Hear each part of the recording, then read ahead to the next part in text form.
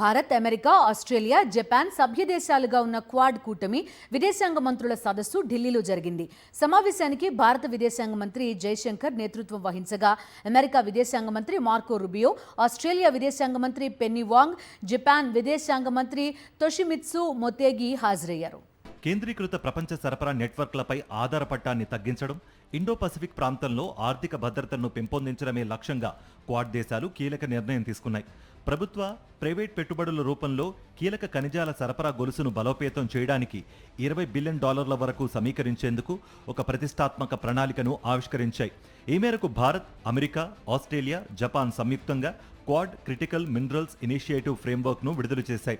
ఈ ఫ్రేమ్వర్క్ అధునాతన సాంకేతికతలు, స్వచ్ఛ ఇంధన వ్యవస్థలు, సెమీకండక్టర్లు, ఎలక్ట్రిక్ వాహనాలు, టెలికమ్యూనికేషన్లు, రక్షణ రంగ తయారీకి అవసరమైన కీలక ఖనిజాల తవ్వకం, శుద్ధి, పునరుద్ధరణలో సహకారానికి ఒక విస్తృతమైన మార్గసూచిగా మారనుంది. పశ్చిమాసియా సంక్షోభం నేపథ్యంలో కీలక ఖనిజాలు, సముద్ర భద్రత, ఇంధన సమస్యలపై క్వాడ్ విదేశాంగ మంత్రులు ఢిల్లీలో సమావేశమై చర్చలు జరిపిన అనంతరం ఈ పరిణామం చోటు చేసుకుంది. ఢిల్లీలోని హైదరాబాద్ హౌస్లో క్వాడ్ విదేశాంగ మంత్రులు సమావేశం జరిగింది. భారత్, అమెరికా, ఆస్ట్రేలియా, జపాన్ విదేశాంగ మంత్రులు ఇందులో పాల్గొన్నారు. ఇండో పసిఫిక్ ప్రాంతంలో భద్రత, ఆర్థిక సహకారం, సరఫరా వ్యవస్థల బలోపేతం, కీలక మౌలిక సదుపాయాల అభివృద్ధి వంటి అంశాలపై ప్రధానంగా చర్చించారు.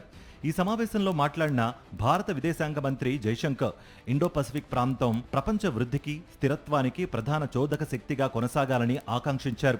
సముద్ర భద్రత, ఆర్థిక స్వావలంబన, వ్యూహాత్మక నమ్మకాన్ని పెంపొందించడంలో క్వాడ్ దేశాలు కలిసి పనిచేయాల్సిన అవసరాన్ని నొక్కి చెప్పారు. Our four nations are also market economies. We believe strongly that economic resilience should be promoted, that supply chains should be strengthened, trusted and secure technologies diffused, and production capacities enhanced. Our deliberations touched on the current energy and fertilizer availability as well as that of critical minerals and resources.